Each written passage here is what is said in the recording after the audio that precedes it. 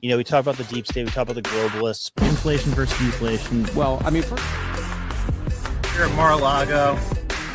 I'm baffled that this isn't front page news. Do you guys support a specific political party, or do you dislike both of them? Oh, it worked like a charm on you guys. Let's go, Brandon. What's up, everybody? So it is getting weird. It's getting really, really weird, and it's getting uncomfortable, honestly. The Epstein thing. So I like to the point where it caused me to reread the United States Under Blackmail that Whitney Webb wrote. I reread those over the past few days, and I was gonna do like a whole presentation about tonight, but needs to be tight. So right after I shoot this, I'm gonna make like a real airtight episode, showing some weird, uncomfortable things that might explain why they're slow walking this Epstein thing. I'm gonna release that tomorrow morning, but right now, so it came out today, I think, that Gislane Maxwell is considering asking Trump for a pardon. So let's go right to this article where it talks about this. So this does not help the narrative for people who are questioning what the hesitation for this might be. So let's see. From the Daily Mail, Gislane Maxwell is considering seeking presidential pardon from her old, I love how they phrase it, from her old friend Donald Trump, as she rots in jail for 20 years for trafficking underage girls for Jeffrey Epstein. And there's still yet to be people who the girls were actually trafficked to in jail, for the record. So Gislane Maxwell is considering pursuing a presidential pardon from her old friend, U.S. President Donald Trump, in a prison source has claimed. In 2022, Maxwell was sentenced to 20 years behind bars for trafficking underage girls for pedo stuff, for pedo financier Jeffrey Epstein. Last year, the disgraced British socialite attempted to appeal the sex abuse conviction, arguing she was covered by a previous deal struck up with prosecutors. But her arguments were later dismissed by 3 judges who concluded the deal was only bound to prosecutors in southern Florida. They also threw out Maxwell's accusations that she had an unfair trial because a juror hadn't revealed that they had been sexually abused as a child. Now, friends of convicted sex offender believe Maxwell could be set free thanks to Epstein's friendship with Trump. I think that's a stretch for them to say that, for them to phrase it that way. But there are some videos that I'm going to show in a sec. Like, it's actually hard to find videos of Trump being asked about this. There's only a few, and his answer is a little weird, like his body language and his tone with these things. So a fellow prisoner at the security prison in Tallahassee, Florida, initially suggested the idea, but it has since been welcomed by friends and family, the Mirror reported. Noting the several pardons the U.S. president has issued the U.S. president has issued in recent weeks. The prison source added, they all know how close she once was to him. She tells people often enough. But what started out as a tongue-in-cheek comment has gained momentum, and now friends on the outside are asking, what has she to lose? All right.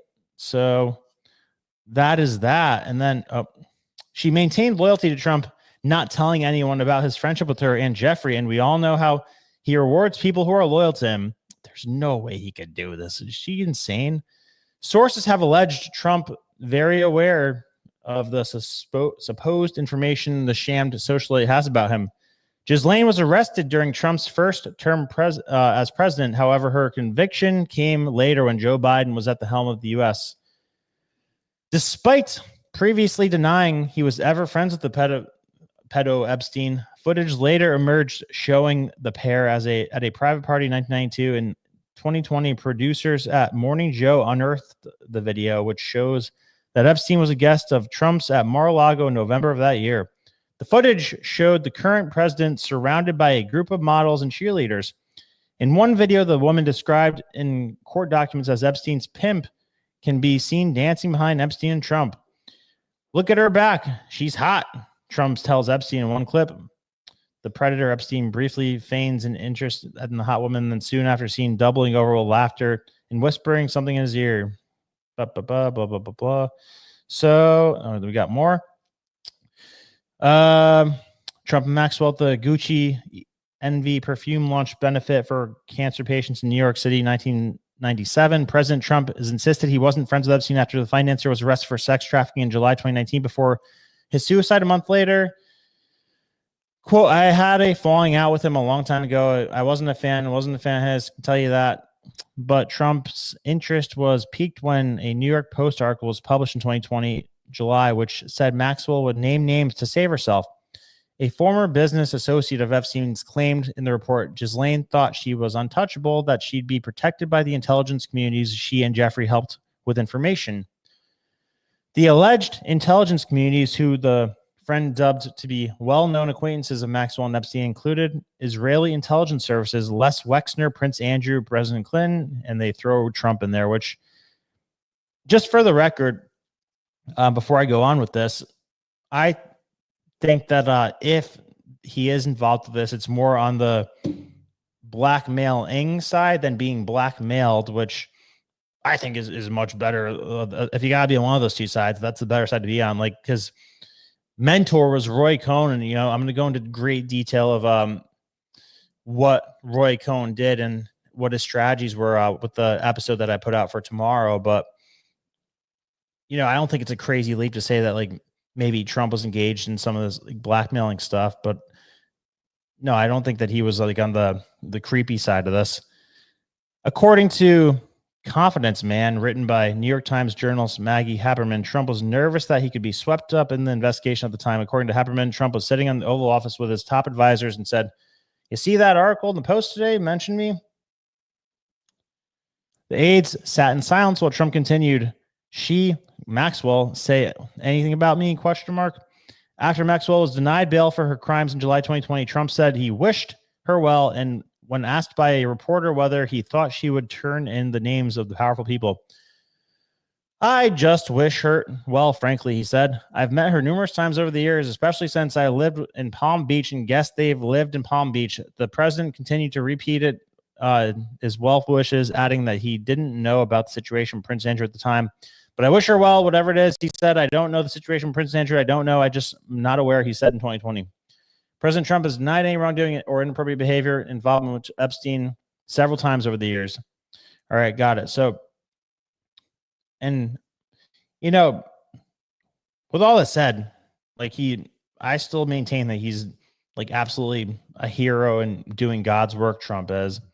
But, you gotta come through with this thing. I mean, even if you catch some shrapnel from it, I'm sure it'll do more damage to people that tried to do damage to him than it will do to him. But I got to show you some videos that I came across with Trump being asked about this, because it is a weird reaction that he had. So let's see. First, we have, where is it? First, we have Trump with Fox Morning News. Here we go. So they ask him, you're going to release these files, you're going to release these files, you're going to release these files. And watch his tone when they ask about the Epstein one. Very different tone. Would you declassify the 9/11 files? Yeah. Would you declassify JFK files? Yeah. I did a lot of it. Would you declassify the Epstein files? Yeah, I would. A little weird. Watch this again. Would you declassify the 9/11 files? Yeah. Yeah. Would you declassify JFK files? Yeah. I did a lot of it. Would you declassify the Epstein files? Yeah. Hesitates. He hesitates. All right. And then Lex Friedman asked him the same thing. And let's see, where's that one? Do I have that one? Yeah, here it is.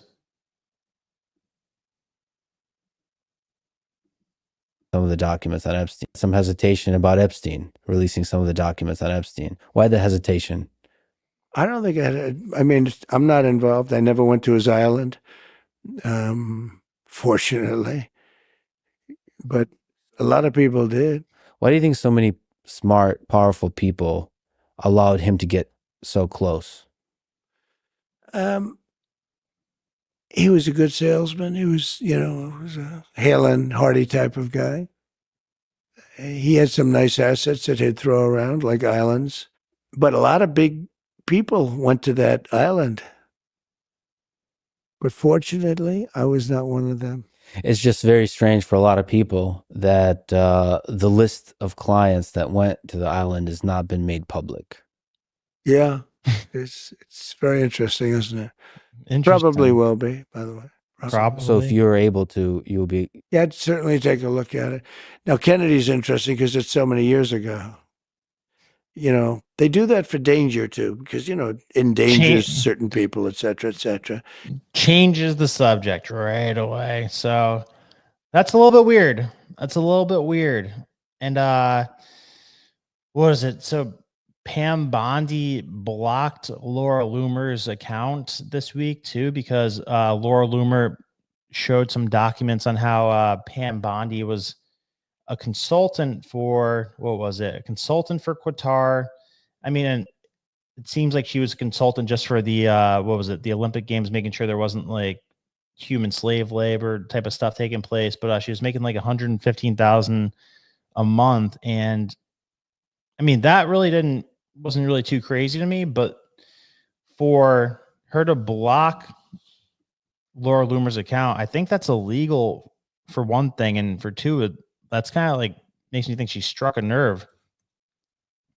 You know, like I'm regretful that Matt Gaetz didn't kind of hold out and become the Attorney General, because I trusted him to do what needs to be done more than Pam Bondi. Like I don't distrust Pam Bondi yet, but I don't know her as much, and the fact that she got in so frictionless the way that Rubio did, that gives me some hesitation too on trusting her. But let's see. So this is what Laura Loomer came out with. The following consultant personnel shall be designated key personnel: Ms. Pam Bondi and James Rubin. Key personnel shall be personally substantially engaged in the delivery of services. Appendix B is amended to modify the consulting fee to $115,000 per month. So this is for the Qatar Olympic Games, I believe. And then Laura Loomer gets blocked by Pam Bondi, which is, again, illegal and strange. And if they don't release this thing soon, I mean, I'm almost at the point where I question if whether or not they're going to release this, because the what is it? Ian Carroll made a great point today that the documents like are online already. They're just blacked out. So here, I bookmarked these things. Let me grab this quick. So there's like thousands of pages that are online that are just blacked out right now. Let's see. Here. Where is this thing? Did I bookmark it? Well, while I'm looking for this, let me play this thing. So this is not holding up. I've seen Black Book like on day one. On day one, roll out the Black Book. So will you work with me on this issue so we know who worked with Jeffrey Epstein in building these sex trafficking rings? Absolutely, Senator. Child sex trafficking has no place in the United States of America, and I will do everything, if confirmed as FBI director, to make sure the American public knows the full weight of what happened in the past. All right, so coming out very strong, Kash Patel was. Same thing with Pam Bondi like a week ago, but it's different now, and I would really like to see somebody ask Trump about this. So here we go. Let me pull this back up. So this journalist named Julie Brown came out and said, let me share this page. So like this stuff does exist. So let's see right here. Like these are the Epstein files. Okay. Let's go to random one. Was this thing not going to open up now? All right. So watch. All these white boxes here, that's redacted stuff. So this is all the information that we want. And it's just blacked out or whited out. So it's silly that this whole thing is going on where they're blaming it on this district in New York. Like the head of New York FBI just resigned today. Everybody's making a big deal about that, saying that they're withholding it. But according to what people are saying, the stuff that they're withholding is online already. Right? So here, this guy that looks like John Cena, head of New York's FBI field office, James Dehaney, Denehy, forced to resign in Trump admin shakeup. So this guy, the top FBI agent in New York, was ousted Monday, saying he wasn't given any explanation for the decision from Washington. Well, I mean, come on, dude. Like, yeah, your department seems to have been withholding a direct order from the director of the FBI and the attorney general. So what do you mean you have no idea? James Dehaney, a U.S. Marines Corps veteran who joined the Bureau after September 11th attacks, announced his forced to resign in a letter to staffers at the FBI's New York field office late Friday. Quote, late Friday, I was informed that I need to put my retirement papers in today, which I just did. I was not given a reason for the decision, he wrote in the missive obtained by the Post. Missive as in dismissive? I don't know. Dehaney apologized for the abruptness of his resignation in the letter, in which he called his colleagues, quote, an office of professionals who will always do the right thing for the right reasons. And reportedly, this is the guy who emailed all of the people in his division to, quote, dig in once Trump got elected. So he has a different interpretation of what the right thing is, if that is true. So his final note to staffers included one of his signature top 10 lists, this one rattling off the things he'll miss about working with the FBI, among them the independence, he wrote, adding the timely messaging, we will not bend, we will not falter, we will not sacrifice what is right for anything or anyone. His departure marks the latest in a recent exodus from the Bureau under the Trump administration. Dehaney had a high-profile battle with acting Deputy Attorney General Emil Bove last month, penning a defiant email to staffers urging them to dig in. There it is. After officials tasked with investigating the Jan 6 riots at the U.S. Capitol were forced out of their roles. Today, quote, today we find ourselves in the middle of a battle of our own as good people are being walked out of the FBI and others are being targeted because they did their jobs in accordance with the law and the FBI policy. The email read in part. Dehaney joined the FBI as special agent in 2002 when he was assigned to counterintelligence cases in the New York field office. He, over his career, received numerous promotions, including 2018, blah, blah, blah. There, he was charged with overseeing counterterrorism. Yep, got it. Okay. Quote, I've been told many times in my life, when you find yourself in a hole, sometimes it's best to just quit digging. Screw that. I will never stop defending this joint. I'll just do it willingly and proudly from outside the wire. His resignation later to staff concluded. All right. So the question is it these mid-level bureaucrats that are withholding this, or is this something that Trump and Bondi are kind of dragging their feet on?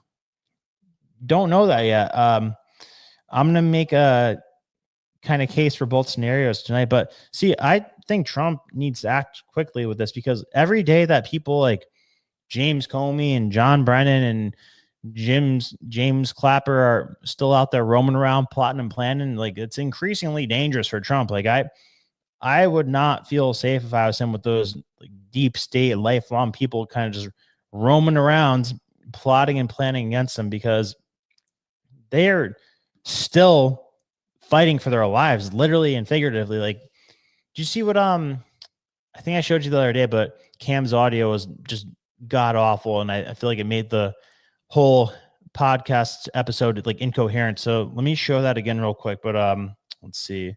Jim Comey. What's his name?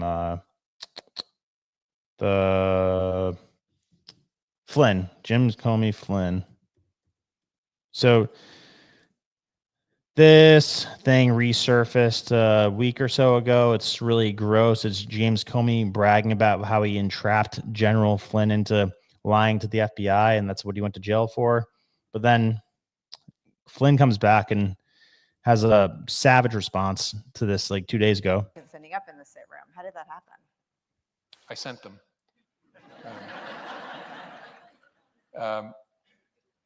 Something I probably wouldn't have done or maybe gotten away with in a more organized investigation, a more organized administration, in the George W. Bush administration, for example, or the Obama administration.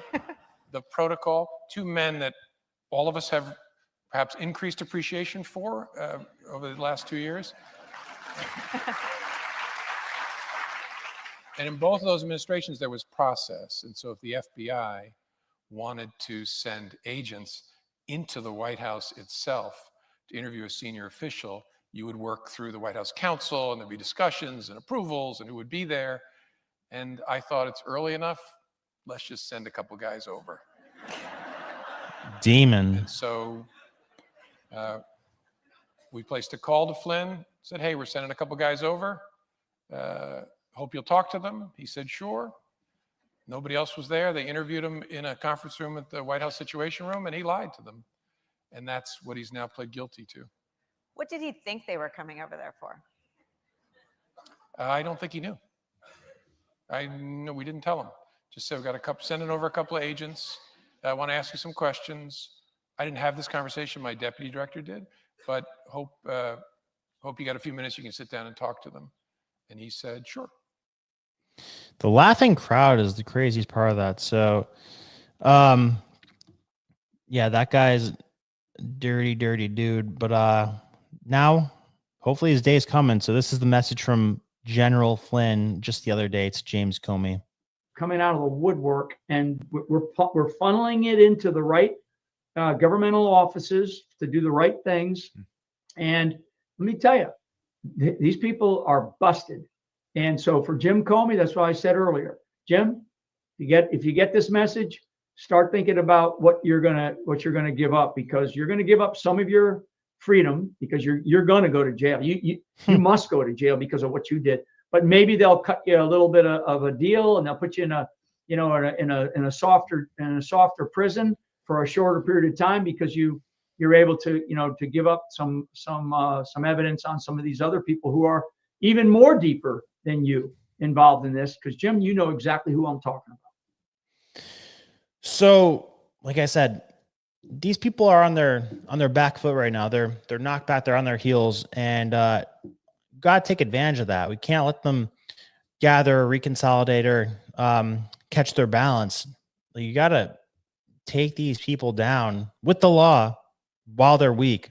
Like, you can't give them time to regroup and launch a counterattack, because like every day that these people are out there roaming around free, terrified of what Trump could do to them, because let's not kid ourselves. These people probably did unspeakable crimes against humanity in the country, and like that you could easily put them away for, possibly even treasonous stuff, like where you could make an argument of whether or not death penalty is justified. So if that's what's on the table for them, and they still have their like intelligence networks and NGOs that we haven't discovered yet, and their methods of soft and hard power, then that's a dangerous animal. It's still left alone, or that's still left roaming around out there. So I don't think we could be complacent with this. And I optimistically, I think that Trump realizes that.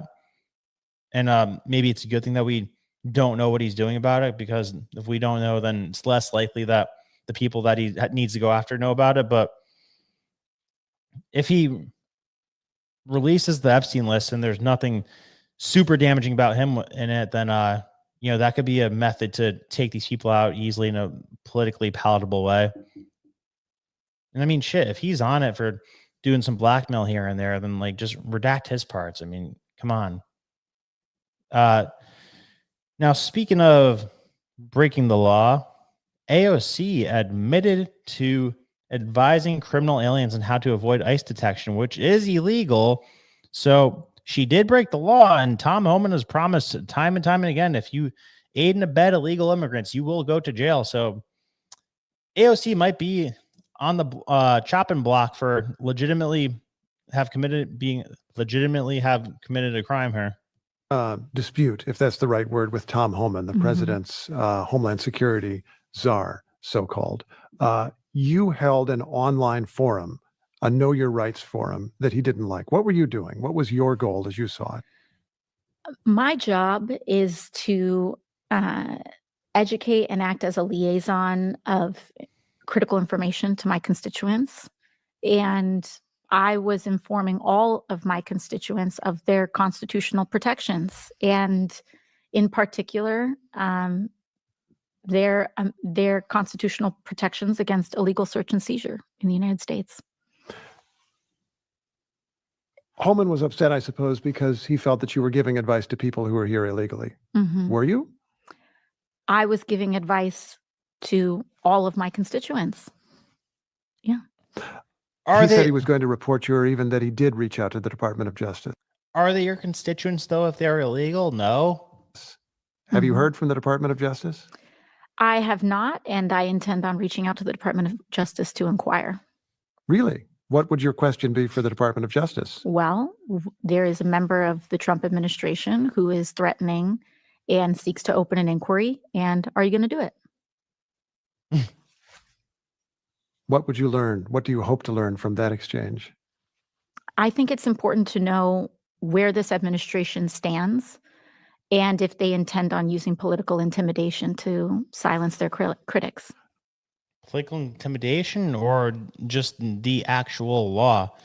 So, I mean, it's funny, too, that she's doing this with NPR, who's like the most openly government-funded media site that there is. Like, it's not even like a Politico thing where they're getting subsidized by USAID. NPR is literally a government-funded media outlet. But this is what Tom Homan was saying about this pesky issue just a few weeks ago. So he's not going to be playing games with this. Oh my God, if they arrest AOC, talk about Christmas coming early. Any member of Congress wants to educate people how they evade law enforcement. You can claim you're educating those constitutional rights. Okay, you can keep that claim. But what she in fact is doing, telling people don't open your door, hide in your home, don't talk to ICE. We're talking about people who are in the country illegally, committed a crime, they're a public safety threat, they've been convicted of serious crime, and they've been ordered removed by a federal judge. So it's like AOC and others don't want ICE to enforce the laws that they enacted. She's a member of Congress. Let us enforce the laws you enacted. That's what we're supposed to do. You can't go after her. Do you think others should? No, I think I've asked DOJ, where's that line of impediment, of interference? Now, if someone stands in your way, prevents you from arresting somebody, put your hands on you, that's impediment. But what line is telling people to hide from ICE, not open the door? Where do you cross that line on impediment? So I've simply asked the Department of Justice, give us that line. You have talked to them about this. That's what you're saying? Absolutely. Well, we'll see where that goes. Tom Homan, I'm out of time. So let's see if Pam Bondi has commented on this. Pam Bondi, AOC. JD Vance, no, JD Vance News.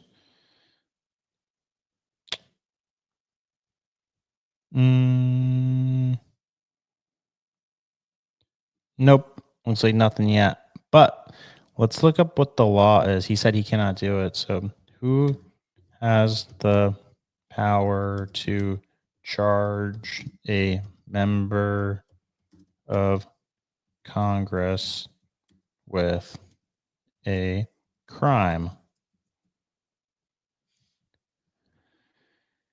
In the United States, the power to charge a member of Congress with a crime lies with the Department of Justice. Yep, like he said there, specifically through federal prosecutors under the direction of the U.S. Attorney General. The DOJ operates independently of Congress and has the authority to investigate and prosecute federal crimes, including those committed by members of Congress. Yep, so investigation, charging, congressional immunity. The U.S. Constitution provides members of Congress with limited immunity under the speech or debate clause, protecting them from prosecution for actions taken in the course of their legislative duties, i.e., speeches or votes. However, this immunity does not extend to crimes unrelated to those official duties, such as bribery, fraud, or other illegal activities, which is why the Jersey senator who had the suits laced with gold bars in his closet did not get to have immunity for that. So while we're on the topic of unhinged, crazy Congress members, got a quick psycho clip here from Jasmine Crockett, who is trying to, I think, rival AOC for the craziest member of Congress. So quick little blurb of nonsense from her for today. So Unfortunately, we have someone that is occupying the White House. And as far as I'm concerned, he is an enemy to the United States. He swore an oath just like the rest of us. But right now, when you are literally putting us at risk, all because of what? Because you want to convince your followers that you should be a dictator too, that you should never leave the White House because you don't believe that elections should take place. I don't really understand what is going on. And I don't know what it's going to take to get people to wake up. So what she's saying is hilarious because she's talking about the Ukraine stuff and saying that, asking if Trump wants to prove that he's a dictator and if that's why he's taking a tough position against Zelensky. But Zelensky literally silenced his or what was it? He like sabotaged his political opponent. Let me find this clip here. Tulsi put out a clip today that or yesterday saying that Zelensky pretty much like sabotaged his political opponent or stopped him from running against him. Tulsi Zelensky. Here we go. Something that the political establishment and propaganda media don't want you to know. Ukraine's President Zelensky has just banned yet another political opposition party, one that questioned his legitimacy as president, and used Ukraine's Department of Justice to mandate the seizure of this party's members' assets. Now, this is just the latest of Zelensky's actions to do this sort of thing. He began banning major political opposition parties in 2022, when he also started banning TV channels that were associated with his political opponents. And he took over total control of Ukraine's largest television networks, now controlled by their government. Now, Zelensky's presidential term ended on May 20th. He canceled elections in the name of martial law, suspending Ukraine's constitution so that he could stay in power. Now, defenders of Zelensky will say, hey, Ukraine is in the middle of a war. They can't have elections. Just stop for a moment and think, if we accept that excuse or criteria for suspending the Constitution and canceling elections, then we should presume that leaders in our own country and our own establishment media will also use this same excuse and rationale when they suspend our Constitution and our elections, since we too are at war with Russia and China. If you think this sounds crazy, look at what's already going on. They've already started conditioning us to accept a dictatorship by rationalizing their own use of our Department of Justice to target President Trump and other political enemies in their efforts to stay in power. So it's amazing too is Zelensky seems to have like a level of arrogance that the forces out there are convincing him that he's justified to have. And same with this weirdo KEIR STARMER, who I'm still mind blown, by the way, that Trump came out and said that he's a nice guy and he's doing a great job a few weeks ago. And then Zelensky goes running over to Europe crying to KEIR STARMER, and then KEIR STARMER puts together this like stupid, pathetic deal where they're getting them like 1.6 billion over the course of a 100-year military agreement, which is hilarious. But they did this whole song and dance yesterday. In Downing Street, as you heard from the cheers, Oh my you have God. full backing across the United Kingdom. We stand with you, with Ukraine, for as long as it takes. Oh my God. To achieve what we both want to achieve. And last Thank you very much, here, Prime Minister, having me here. People of the United Kingdom, such big support from the very beginning of this war. Thank you. We are very happy in Ukraine that we have such friends. The fucking music. Now, before you say that just some random person added this corny, cheesy music to it, this is from KEIR STARMER's account. Where'd it go? Yeah, this is KEIR STARMER's account. He posted that, so he put that gay music over it, and then comes out saying that he wants to put UK boots on the ground in Ukraine, which funny again because the UK barely even has a military. Like I think it's like less than 100,000 people, but this means that U.S. has to pull out of NATO immediately, because if UK boots are on the ground, then that automatically drags us into Article 5, where we're required to get involved because they're attacking a NATO ally. So what exactly are they trying to do here? The UK is prepared to back. Oop. Come on. With boots, the UK is prepared to back this. with boots on the ground and planes in the air, together with others, Europe must do the heavy lifting. But to support peace in our continent and to succeed, this effort must have strong US backing. So he says a whole different thing to Trump when he's there in the White House, like to Trump's face, he won't talk tough. But then when he runs away to the UK, he's suddenly talking tough now. I mean, unless I'm going crazy, let's go back and see what he was saying to Trump when he was in the Oval Office. Like, I don't remember him saying anything like this, that you have to do this or you have to do that. I remember him taking a very different tune to Trump. Trump Starmer.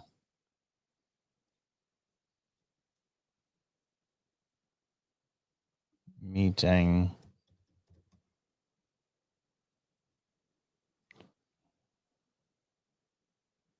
Divide between us that doesn't exist. We're the closest of nations, and we had very.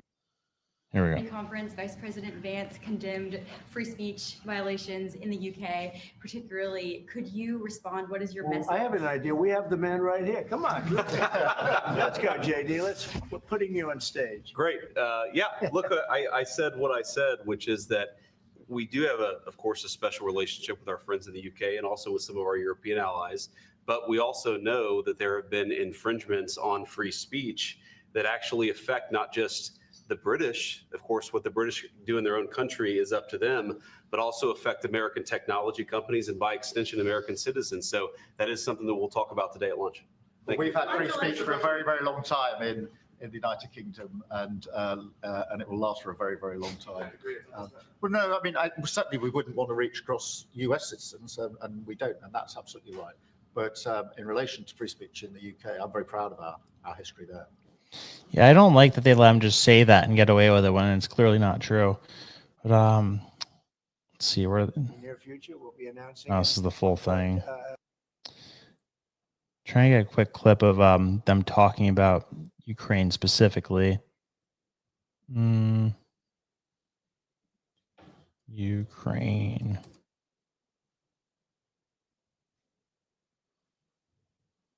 Ukraine to be part of NATO as part of this deal. Are you willing to budge on that at all, or is it a firm? Well, I could be very nice and say, oh, well, we'll work to it. Look, it's not going to happen.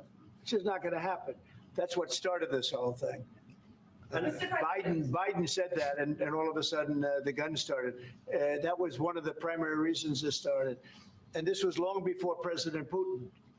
They never said it was an impossibility. So we can say, oh, gee, well, we'll try, but that's something that's just not going to happen. And then the other question I ask is about the land. Will you get your land back? Well, they've fought long and hard on the land, and you and I will be discussing that. And we're going to certainly try and get as much as we can back. But on the NATO, it's just not, that's not going to happen. Yeah, please. The Europeans want an... Ooh, so here we go. By the way,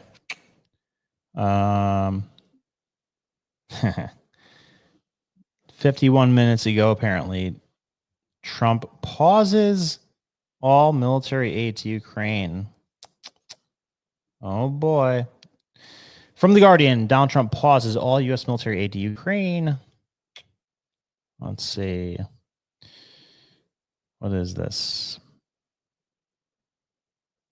Yes, pausing. So the United States has paused military aid to Ukraine after President Trump clashed with Ukrainian President Volodymyr Zelensky in the Oval Office. A White House official confirmed with Reuters on Monday. The official said the U.S. is pausing and reviewing aid to ensure it is contributing to a solution. Reuters reports the pause will last until Trump determines the country's leaders demonstrate a good faith commitment to peace, according to Bloomberg and Fox reports. Quote, this is not a permanent termination of aid, it's a pause. Fox News quoted a Trump administration official as saying, Bloomberg reported that all U.S. military equipment not currently in Ukraine would be paused, including weapons in transit, aircraft, and ships waiting on transit areas in Poland. It added that Trump ordered Secretary of Defense Pete Hegseth to execute the pause. The reports came hours after Trump told reporters at the White House that he had not discussed suspending military aid to Ukraine, but added the Zelensky, quote, should be more appreciative of Washington's support. Nearly 3 years into the war, Washington has committed billions of dollars in Ukraine aid. Look at that. He is not going to like that. Maybe he will think again before he comes here and tries to shit all over America. Let's see. Then this is interesting. What do we have here? The freaking New York Times, their freaking paywall. Europe has a, damn it. Europe faces a huge bill. Here, I'll show you the headline because I'm not going to pay for the New York Post. Screw that. It's the, will not cross that line. Europe faces a huge bill to defend Ukraine aid. Investors are thrilled. European defense stocks soared on Monday after the region's leader vowed to take on the heavy lifting of Ukraine, defending Ukraine from Russia. What the hell are they talking about? UK doesn't even have a freaking military. Size of European militaries.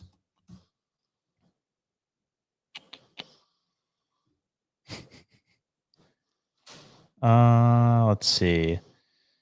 So you guys know that they completely stopped investing in their militaries. Like after the Cold War, they just totally lean on the United States. There's this great chart or article somewhere that shows like exactly what I showed you guys a few weeks ago too. Shows exactly the size of what their military was before and after the Cold War. And it's insane. It went from like millions per year to like millions of soldiers in each country to like less than 100,000 in each country. Let's go one by one. Size of UK military.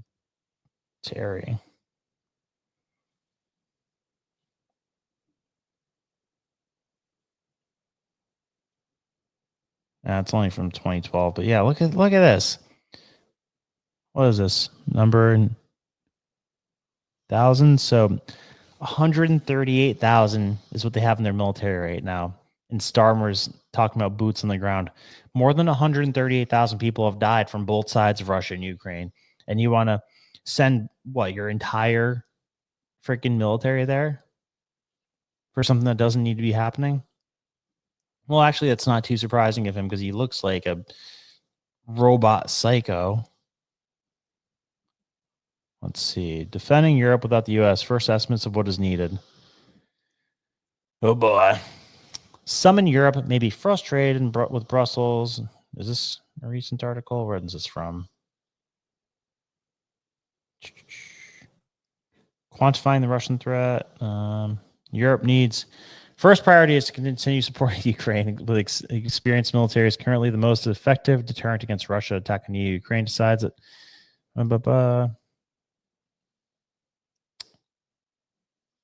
I mean, we don't even need to go through this. Like they can't do it. So, size of France military. You know what? I got a better one. Size of European militaries.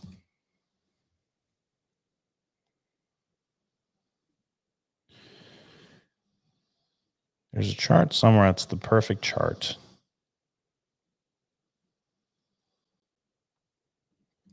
By year. What? Italy is the biggest one? What? Oh, here it is. This is a great chart. Statista lets me see it. Yes. So let's see. Wow. Why is Italy bigger than everybody? That's crazy. So Italy and France are the biggest. Then who's gray? Spain? Who would have thought that? Italy, France, yeah, you would think that, but Italy, France, and Spain? What? So, what? And Ireland's bigger than... Where's the United Kingdom?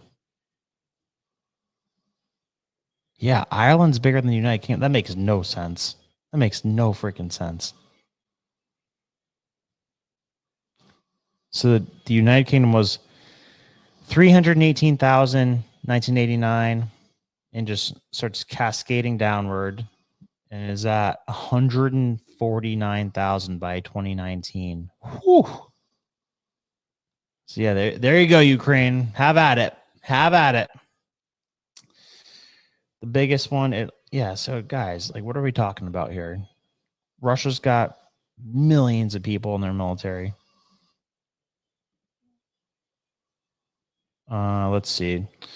All right, so next we could this is a funny one if you guys just want a good laugh. This is Mark Kelly straight up saying that by the way, if you hear snoring in the background, it's because Humberto fell asleep on my couch. Freaking goon.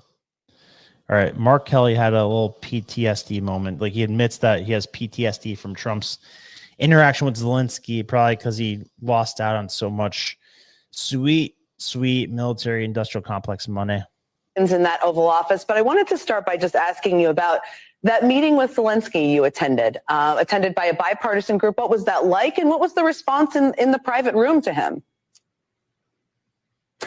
Well, Jen, I think we all have a little bit of PTSD, even though we weren't in the Oval Office meeting, right? I think all of us, a lot of people across the country collectively.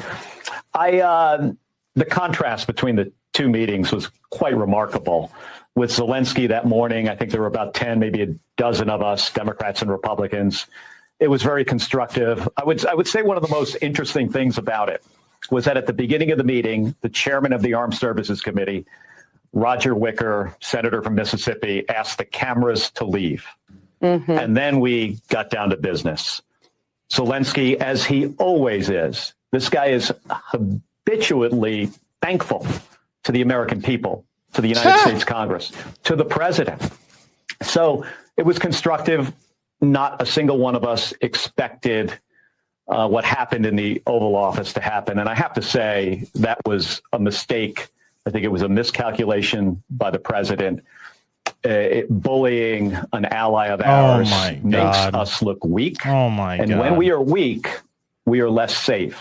The American people should make no mistake about that. What happened in the Oval Office was a complete and utter disaster. And it puts us in a much worse situation, not only with the Russians and the Ukrainians, but with our European allies. And I hope we can repair it. There are people in that room that I think are responsible adults. They weren't speaking out. Marco Rubio, I voted for him. He got strong bipartisan support in the Senate.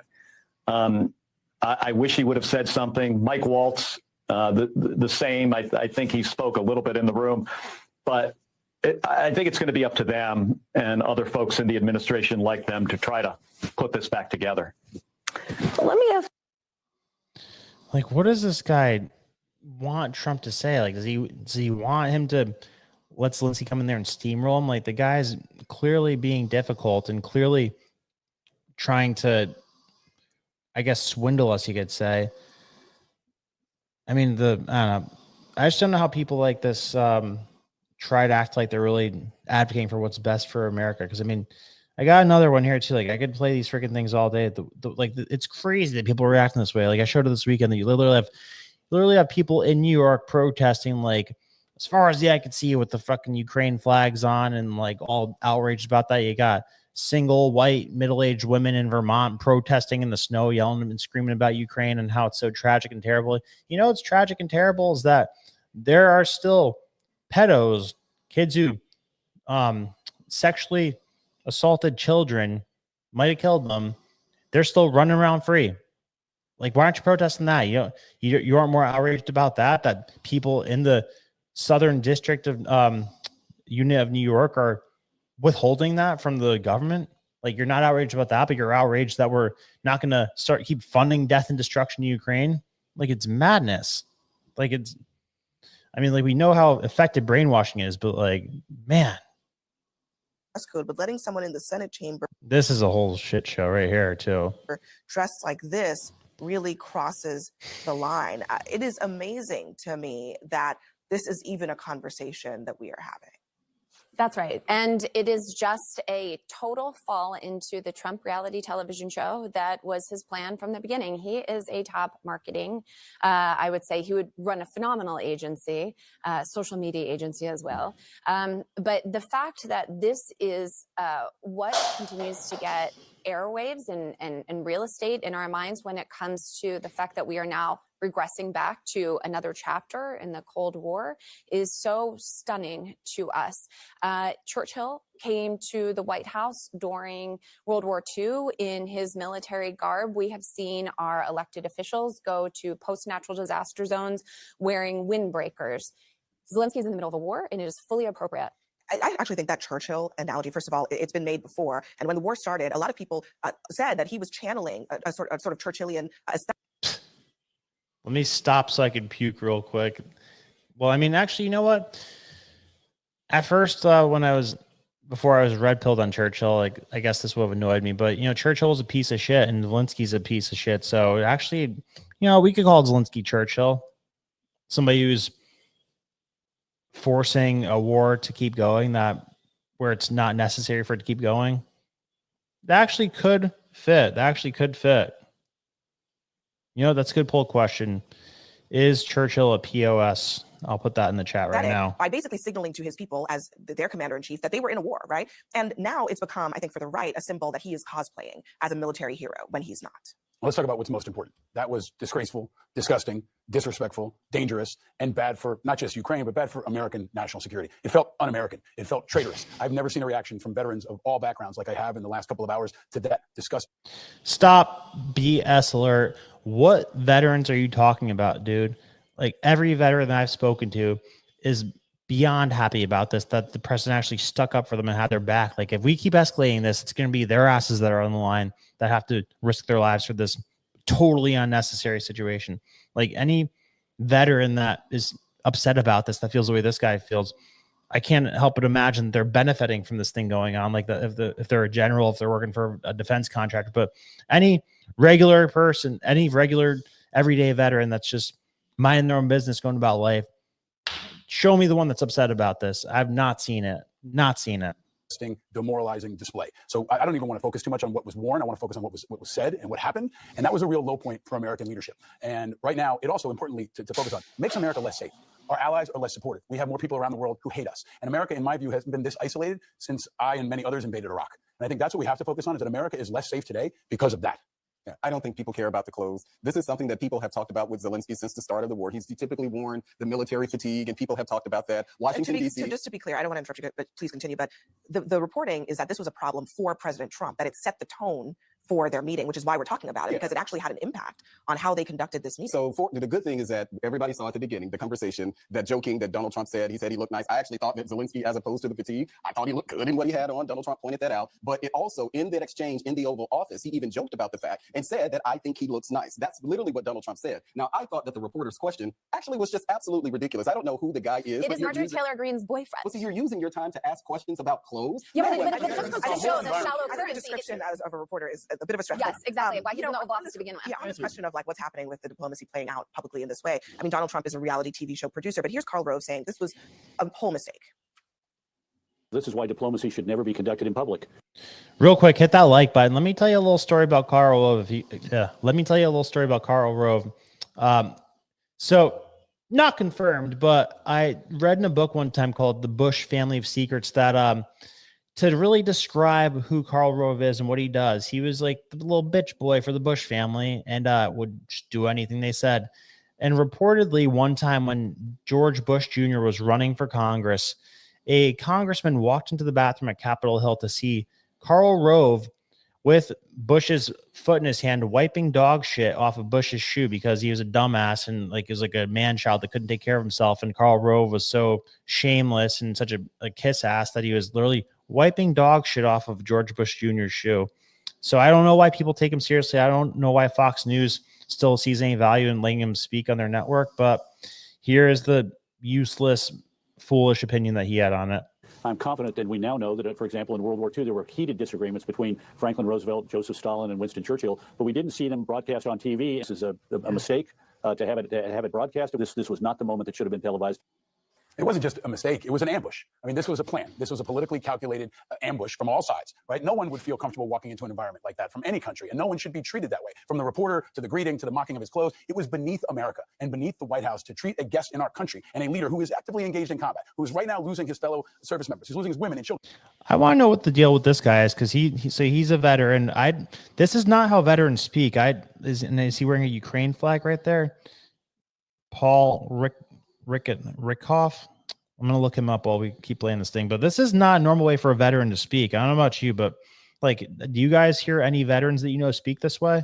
His cities are being bombed. We're talking about his clothes, and we're talking to him that way. It was victim shaming, which is what Trump has been doing. Victim shaming since before he got elected. It's unacceptable. It's inappropriate, and it's also undermining not just Ukraine, but our own national security. We are now aligned with the bad guys. Russia is the bad guy. Ukraine is the good guy. And when we continue to attack Ukraine and defend Russia, that puts us in line with the bad guys, which is not where America wants to be. Well, it's very clear of the American allegiances, because that's what it kind of seems like.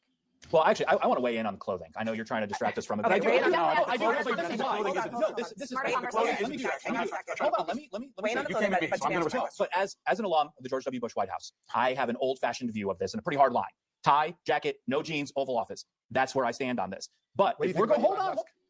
Can you let me finish? Thank you. Because that's exactly what I was about to say. You didn't even shove it If in we're t-shirt. going to criticize President Zelensky for what he's wearing, then we should also criticize Elon Musk for wearing a hat and a t-shirt. Tell it to in the Donald Oval Trump and Office. J.D. Vance. So you're being consistent, but the White House isn't being consistent, and they have no credibility to talk about decorum. I mean, the reason why this question was asked is because this so-called reporter from One American News was there. Why was this person even in the room? Why was there a reporter from the Russian news agency TASS, state media from Russia, in the room in the Oval Office? That's what I'm talking about when I talk about the incompetence of this administration, and yet you can't have the Associated Press there because Trump doesn't like them because they won't refer to. I've actually escorted media into the Oval Office. It was part of my job. And you know it's absolute chaos when the foreign media is there. If you can't control whether the Russian news agency is allowed to come into the Oval Office, one of the most protected spaces in the country, then you don't have the moral credibility or even the intellectual ability to be able to run the White House. I want you to answer the substance of what Paul just said.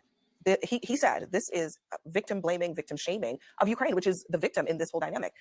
What's your response to that? I just we talked about this for 2 segments prior to you coming out here. And yeah, I'm sure you did. Yeah, and President Zelensky was the instigator in this conversation. You are absolutely wrong, and you were perpetuating the 100%. propaganda of There Russia. wasn't propaganda. He interjected. I'm offended. I am offended by what you say and how you present this entire situation. I'm an alumni. You're offended that the United States wants to negotiate I'm an alumni an of the end to United the war. States Army. Dude, you're not supposed to like drop that or like wear that around like a badge, like as a way to make an argument. Like, I don't hear. When have you ever heard a veteran say that? Like, when you're in an argument, you disagree about something, like, I am an alumni of the U.S. military. Like, that's just like a bitch way to say that, dude. Like, you don't say it that way.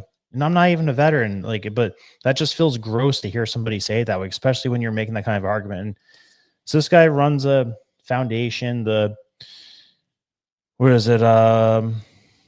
A Veterans Foundation or something. I don't know. I just get a weird vibe from him and the way he's speaking. Like, the way that we've seen money passed around with like this USAID and NGO stuff. I don't trust somebody who are like, you're advocating for a war to keep on going, basically. And you're a veteran who talks about the mistake of George Bush pushing to invade Iraq. So forgive me for not trusting. Like, I mean, here's his website. So it looks like a nonprofit type of situation. I don't know. Just pure speculation. But let's see. I might have to go knock Humberto out because his snoring is getting out of control. Let's see. Next, we should probably go to... Oh. Here's how the Ukraine team was acting.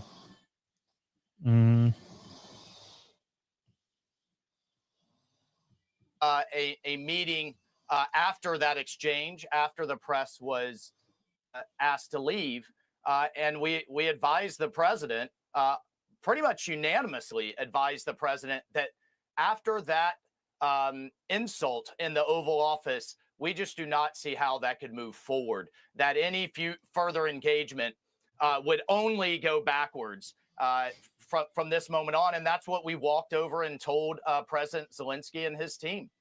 And let me just talk something very quickly, that this was some kind of ambush.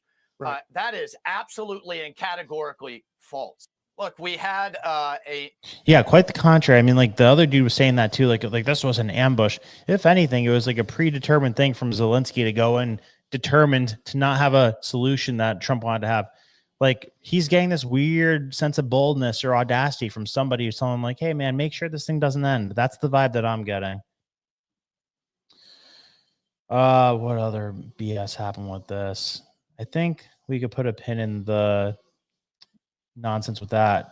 So what if I told you, maybe you guys saw this already, but so the Boston mayor and DA commissioner are offering condolences to an attacker who tried to kill people. How's that for a sales pitch of trying to recruit people to live in Boston? Look at this. I'm not even joking. My condolences and all of our thoughts are with the family of the individual whose life has been lost. Our thoughts and prayers are with the family and friends of the individual who's been lost. So our condolences go to the individual who was killed tonight. My condolences. All right, so let's take a look at this thing because I don't even know what the hell they're talking about. Let's see. Umberto! So this is the right one. Boston Mayor Michelle Wu explains why she offered condolences to family of man killed by police. Boston Mayor Michelle Wu responded Monday to criticism that she received after offering her condolences to family of a person police say was wielding a knife when she was shot and killed by an off-duty officer inside Chick-fil-A. A Saturday night. 1 second.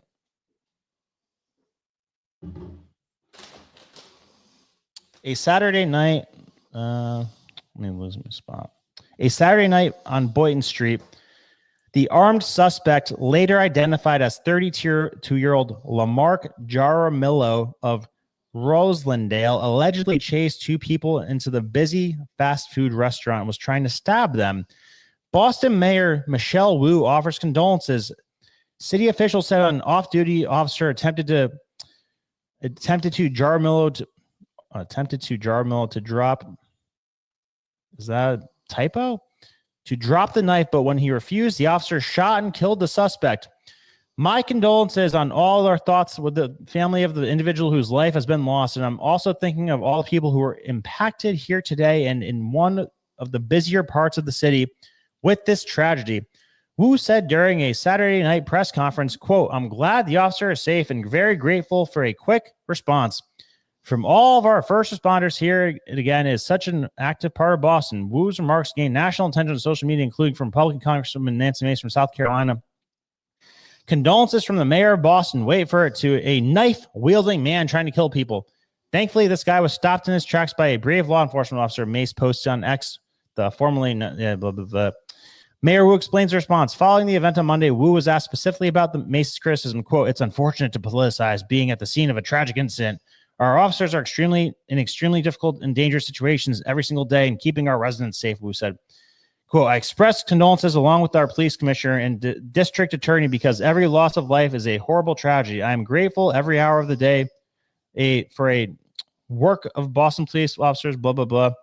It's like, I mean, this is crazy. This is crazy. Like, I mean, I don't know. I don't know what, like at a certain point, like nothing's going to piss these people off because, let me see. 1 second. I got to throw something at this dude.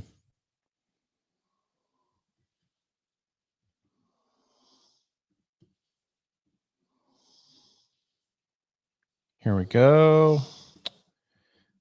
I'm going to play this Ilhan Omar video quick while I go wake up the student Bert on my couch. Thing for air traffic controllers is also, again, it just shows how much he doesn't know. I know people talk about him as a genius, but to me, I think he's probably one of the dumbest, luckiest people to exist on this earth. The retirement thing for air traffic controllers is also, again, it just shows how much he doesn't know. I know people talk about him as a genius, but All right, mission accomplished. So all right, let's see. I think we covered pretty much everything. Where are we at right now?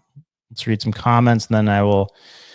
Like I said, I was going to give like a deep outline of those two books, The United States Under Blackmail, to explain like the web of potential threats to Trump and his whole circle with the Epstein stuff, like maybe why he might not be releasing it. But I'm gonna do like a sharper deep dive on that. I'm gonna release in the morning because I don't want there to be like any fat on it. I want to be really precise with it. So I'm gonna start doing that right when we finish this. But let's hit some questions first before I get off of that. Any questions about anything that we covered yet today? Brandon Cloud and corporate making money via trades. Brandon Cloud and corporate making money via trades. What does that mean? Yeah, he's okay. I just threw something at him. The rich will walk, enough said.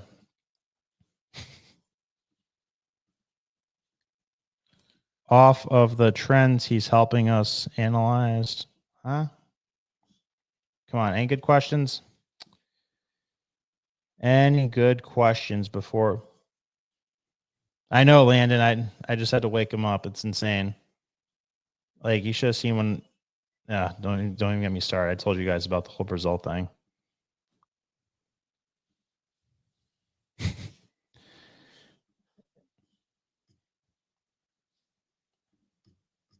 Any questions? Oh, yes, we did get to see Andrew. The top G was in the house today. That was a sick episode. Did you guys see that episode today? No, Steve, I don't think Gislane will be pardoned. That'd be madness. That'd be madness. Everybody would freak out about that. My PayPal Mafia is a good question. What was the PayPal Mafia question? PayPal Mafia, Elon, Peter Thiel, Reid Hoffman, David Sachs working with buddies. 3-4 buddies working with Trump. Yeah, that's a creepy thing too. What is it? The Palantir and the predictive program or the predictive crime stuff. Yeah. See, like, so there's a couple different camps. Oh, you know what? I have to show one clip. There is one more clip I have to show. Elise Stefanik, man, she's weird. She is weird. So this kind of goes into my theory about I think the two powerful forces that are colliding with each other right now are potentially globalists versus Zionists, because I've never heard somebody really call out the UN like this, except for Trump. But the way that she's calling out the UN is like through the lens of like the biggest Zionist you could ever be. And like, Elise Stefanik, like, I get it. Like, you like Israel. They're our ally, right? Like, overall, no matter what you think, they're our ally. Okay. But like, I was at CPAC. She literally said we have to like do what's best for Israel more than she said we have to like do what's best for America. So, I mean, I don't know. It's like a whole really weird kind of virtue signaling. I don't know. Like, you know how like when somebody like overly compliments you, like she's like overly dovish or like overly advocates for Israel. Like it's strange. Watch this. We know the United Nations is indeed a deep den of anti-Semitism, infected with the same rampant anti-Israel and anti-American hate and moral rot that has polluted America's higher education system. Especially since the barbaric Hamas attacks of October 7th, the UN has continuously betrayed Israel, betraying America in the process, acting instead as an apologist for Iran and Iran's terrorist proxies. Under President Trump, as United States Ambassador to the United Nations, the days of propping up organizations that run counter to our interest are long gone. We will no longer fund terrorism, anti-Semitism, and anti-Israel hate. That stops immediately.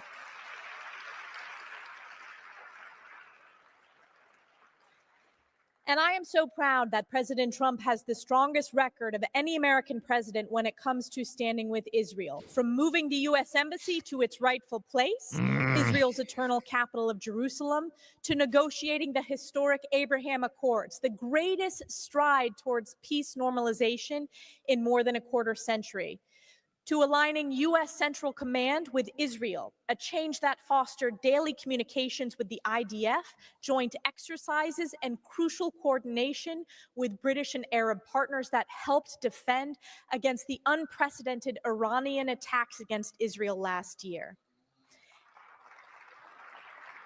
And I believe it's quite obvious to the world that if President Trump had remained in office, October 7th would never have happened.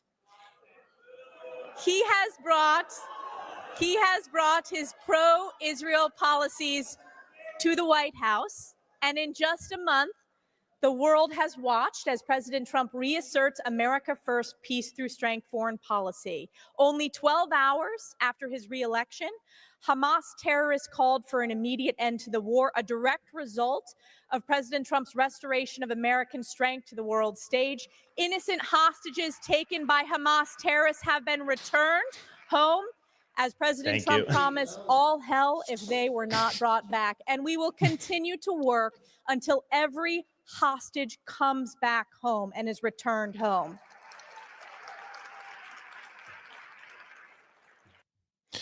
All right, so you got that simultaneously as Marco Rubio sends $4 billion to Israel unauthorized, and there's proudly bragging that they're going to shut off electricity and food supplies to Gaza to try to encourage them to get on out of there. So I don't know, man. Like, it's going to be a nasty scene over there. And let's see. So let's look at it through the lens of routers. Rubio signs a declaration to expedite delivery of $4 billion in military aid to Israel.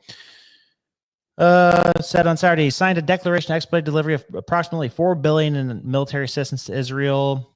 The Trump administration, which took office in January 20, has approved nearly $12 billion in major foreign military sales to Israel. Rubio said in a statement, adding that it will, quote, continue to use all available tools to fulfill Americans' long-standing commitment to Israel's security, including means to counter security threats. Rubio said he had used emergency authority to expedite delivery of military assistance to Israel to its Middle East ally, now in a fragile ceasefire with Hamas militants in their war in Gaza. The Pentagon said on Friday that the State Department had approved the potential sale of nearly $3 billion worth of bombs, demolition kits, and other weaponry to Israel. The administration notified Congress these prospective weapon sales on an emergency basis, sidestepping a long-standing practice of giving the chairs and ranking members of the House Foreign Affairs and Senate Relations Committee the opportunity to review the sale and ask for more information before making a formal notification to Congress. Friday's announcement marked the second time in recent weeks that President Donald Trump's administration has declared an emergency to quickly approve weapon sales to Israel. The Biden administration also used emergency authority to approve the sales of arms to Israel without congressional review. On Monday, the Trump administration rescinded a Biden-era order requiring it to report potential violations of the international law involving U.S.-supplied weapons by allies, including Israel. It has also eliminated most U.S. humanitarian aid. The January 19th Israel-Hamas ceasefire agreement halted 15 months of fighting and paved the way for talks of ending the war while leaving the release of 33 Israeli hostages, Gaza, around 2,000 Palestinian prisoners, blah, blah, blah. Hours after the first phase of the agreement ceasefire was set to expire, Israel said early Sunday it would adopt a proposal by Trump's envoy Steve Witkoff for a temporary ceasefire in Gaza, Ramadan, Passover periods. Israel and Hamas have accused each other of violating ceasefire, casting doubt over the second phase of the deal meant to include release of additional hostage prisoners stepped towards as well. And where's the part about them shutting off the electricity, though? Gaza electricity. Israel plans to cut off electricity and water to Gaza after blocking aid. All right. Yikes. Israel authorities are planning to cut off water and electricity to the Gaza Strip and renew the push to displace the population from northern Gaza to the south, according to Israeli broadcaster Khan II. The plan by the government is part of a strategy to apply maximum pressure on the Gaza Strip and Hamas. It follows the blocking of aid from entering the Gaza Strip on Sunday after the end of the first phase of the ceasefire deal. The move, coinciding with the holy month of Ramadan, comes after Hamas demanded that Israel moves to the second phase of the deal as previously agreed. The second phase includes definitive end of the war and Israeli withdrawal from Gaza. Yep, we got that. Meanwhile, Israeli artillery shelling near the southern city of Kaman killed at least 5 people, wounded 21 others past 48 hours. So that doesn't sound like a ceasefire. According to the Palestine Health Ministry, despite the official halting of fighting, the Israeli army repeatedly violated the truce law, launching airstrikes and shooting at Palestinians since the ceasefire began on January 19th. Several areas were targeted on Sunday since the first phase concluded, including the Shujaya neighborhood, definitely butchered it, Shujaya neighborhood in Gaza City, the Gaza airport and area nearing Rafah, a Beit Hanan of the northern Gaza Strip. Shortage of aid. The blockade of aid was announced by Prime Minister Benjamin Netanyahu on Sunday. Israel's finance minister Bezalel Smotrich welcomed the decision as an important step in the right direction, adding another statement that the next step in the war will be cutting off electricity and water, opening the gates of hell on Gaza with a powerful and deadly and quick attack. The announcement sparked backlash amongst rights groups and experts. In a post on X, Doctors Without Borders denounced Israel's decision to blockade. Humanitarian aid should never be used as a tool of war, regardless of negotiations between warring parties. People in Gaza still need immediate, massive scale, but humanitarian supplies. So yeah, they're going into full-out savage mode, and that is sad. I mean, definitely a bias there compared to how things are being done with Ukraine. This is a complicated one because could have been avoided. A lot of ways could have been avoided. I mean, you want to go way back, Israel could have just, the Jewish community could have just taken Madagascar instead of Israel and not inserted themselves into a hostile region. That's one thing that could have went different. Another thing that could have went different, Netanyahu could have acknowledged the actual legitimate political party of Palestine instead of not acknowledging them and then allowing Hamas to pretty much rise to power. And because once that happened, he was like, well, you see, look who they got running things there. We can't not acknowledge them as like a real political party. Yeah. And it sucks that the vast majority of people in that area are not part of Hamas, but they're definitely going to be part of that gates of hell being unleashed on them. So yeah, there's going to be a whole lot of pain and suffering amongst those people. So that's not good. It's not good. But at the same time, there's stuff like that going on all over the world.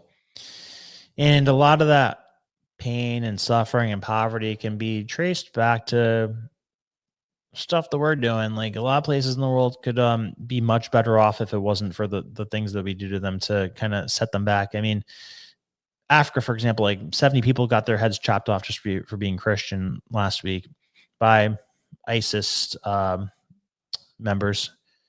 So like there's crimes against humanity going on all over the world, and we're very selective about our outrage and our support and our media coverage. So it's sad, it's terrible.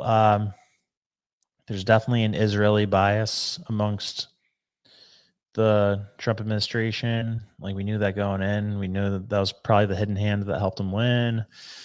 I just hope it's like a slight bias and like not complete control, which I'm being optimistic. I don't think it is, but I'm gonna, like I said, I'm gonna do a like major deep dive episode tonight that will be out tomorrow that answers a ton of questions about the Epstein stuff. I mean, Whitney Webb did a masterful job in these 2 books, but I get it. It's a lot for people to read. It's like the first book is 18 hours of audio. The second book's 15 hours of audio. So that's collectively 33 hours of audio. Like not everybody has time to listen to that, and et cetera, et cetera. But I read them a long time ago and I just read them again this weekend. So I'm going to do an extensive episode outlining the things from those books that are still relevant today and can help more people understand what might be happening with them delaying this Epstein stuff. So with that said, guys, thank you for watching. Sorry about the snoring nonsense before, but we persevere. That's what we do. And we're going to be nostalgic about these funny early days someday in the future, because we have good crew here. We keep getting bigger every day, every week, every month, and the future looks bright as always. So just in a few days, this Connect Circles is going to get launched, so that's going to be really cool. And yes, much more to come on that. But this whole blackmail book thing, that's going to be like a good precursor to what we're going to do in that thing. So thank you for watching, guys. Love you. God bless. I'll talk to you tomorrow. Look for that episode in the morning. Much love. Good night. You know, we talk about the deep state, we talk about the globalists, inflation versus deflation. Well, I mean, here at Mar-a-Lago, I'm baffled that this isn't front page news. Do you guys support a specific political party, or do you dislike both of them? Oh, it worked like a charm on you guys. Let's go, Brandon.